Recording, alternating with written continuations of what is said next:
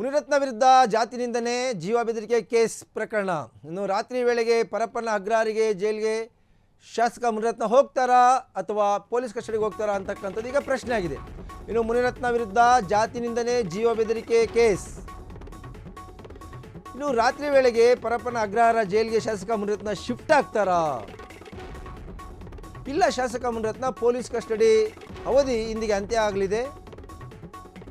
ಇನ್ನು ಇಂದು ಈದ್ ಮಿಲಾದ್ ಸರ್ಕಾರಿ ರಜೆ ಕೂಡ ಇರ್ತಕ್ಕಂಥದ್ದು.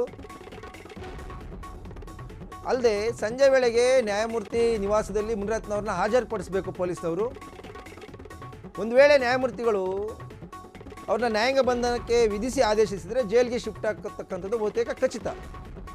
ಅಥವಾ ಪೊಲೀಸ್ ಕಸ್ಟಡಿಗೆ ಕೊಟ್ಟರೆ ಮುನಿರತ್ನವರು ಮತ್ತೆ ಕಾಕಿ ವಶಕ್ಕೆ ಬರ್ತಾರೆ. ಸೆಪ್ಟೆಂಬರ್ 14ರ ಸಂಜೆ ವಯಾಲಿಕಾವಲ್ ಪೊಲೀಸರು ಮುನಿರತ್ನನ ಬಂಧಿಸಿದ್ರು. ಏನಪ್ಪ ಅಂತಂದರೆ ಜೀವ ಬೆದರಿಕೆ ಮತ್ತು ಜಾತಿ ನಿಂದನೆ ಕೇಸ್ ಏನು ದಾಖಲಾಗಿತ್ತು, ಅದರ ವಿರುದ್ಧ ಆ ಸಂಬಂಧ ಬಂಧನ ಮಾಡಿದರು. ಬಳಿಕ ನ್ಯಾಯಾಧೀಶರ ಮುಂದೆ ಹಾಜರುಪಡಿಸಿ 2 ದಿನಗಳ ಕಾಲ ತಮ್ಮ ಕಸ್ಟಡಿಗೆ ಕೂಡ ತೆಗೆದುಕೊಂಡಿದ್ದರು. ಇನ್ನು ಜನಪ್ರತಿನಿಧಿಗಳ ವಿಶೇಷ ನ್ಯಾಯಾಲಯದ ನ್ಯಾಯಾಧೀಶರಾದ ಗಜಾನನ ಭಟ್ ಮುಂದೆ ಹಾಜರುಪಡಿಸಿದ್ದ ಖಾಕಿ ಪಡೆ 2 ದಿನಗಳ ಮಟ್ಟಿಗೆ ನ್ಯಾಯಾಧೀಶರು ಪೊಲೀಸರ ಕಸ್ಟಡಿಗೆ ಕೊಟ್ಟು ಆದೇಶಿಸಿದರು. ಸೊ ಇವತ್ತು ಅವರ ಪೊಲೀಸ್ ಕಸ್ಟಡಿ ಅಂತ್ಯ ಆಗಲಿದೆ.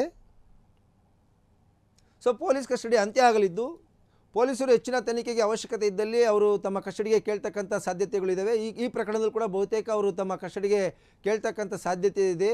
ಏಕೆಂತಂದರೆ ಈ ಹಿಂದೆ ಏನು ನ್ಯಾಯಾಧೀಶರ ಮುಂದೆ ಯಲಹಂಕದ ನ್ಯಾಯಾಧೀಶರ ನಿವಾಸದ ಮುಂದೆ ನ್ಯಾಯಾಧೀಶರಾದಂಥ ಗಜಾನನ ಭಟ್ ಅವರ ಮುಂದೆ ಹಾಜರುಪಡಿಸಿದ್ದಂಥ ಪೊಲೀಸರು ಒಟ್ಟು 7 ದಿನಗಳ ಕಾಲ ತಮ್ಮ ಕಸ್ಟಡಿಗೆ ಕೇಳಿದರು.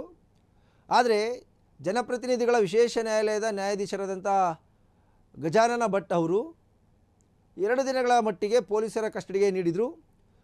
ಇವತ್ತು ಸಂಜೆ ವೇಳೆಗೆ ಶಾಸಕ ಮುನಿರತ್ನವರ ಪೊಲೀಸ್ ಕಸ್ಟಡಿ ಅಂತ್ಯ ಆಗಲಿದೆ.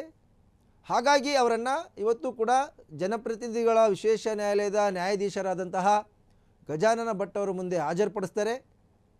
ಹಾಜರುಪಡಿಸಿದ ಬಳಿಕ ಸಾಮಾನ್ಯವಾಗಿ ಪೊಲೀಸರು ತಮ್ಮ ಕಸ್ಟಡಿಗೆ ಇನ್ನೂ ಹೆಚ್ಚಿನ ತನಿಖೆಗೆ ಕೇಳ್ತಕ್ಕಂಥ ಸಾಧ್ಯತೆ ಕೂಡ ಇದೆ. ಯಾಕೆಂತಂದರೆ ಅವ್ರ ಹತ್ರ ಇನ್ನಷ್ಟು ಮಾಹಿತಿಯನ್ನು ಕೂಡ ಕಲೆ ಹಾಕಬೇಕು. ಈಗಾಗಲೇ ಅವ್ರ ಬಳಿ ಒಂದಷ್ಟು ಆಡಿಯೋ ವೈರಲ್ ವಿಚಾರಕ್ಕೆ ಸಂಬಂಧಪಟ್ಟಂತೆ ಮತ್ತು ಆ ಆಡಿಯೋ ವಿಚಾರಕ್ಕೆ ಸಂಬಂಧಪಟ್ಟಂತೆ ಸಾಕಷ್ಟು ಪ್ರಶ್ನೆಗಳಿಗೆ ಉತ್ತರವನ್ನು ಕೂಡ ಪ್ರಾಥಮಿಕ ಹಂತವಾಗಿ ಪಡ್ಕೊಂಡಿದ್ದಾರೆ.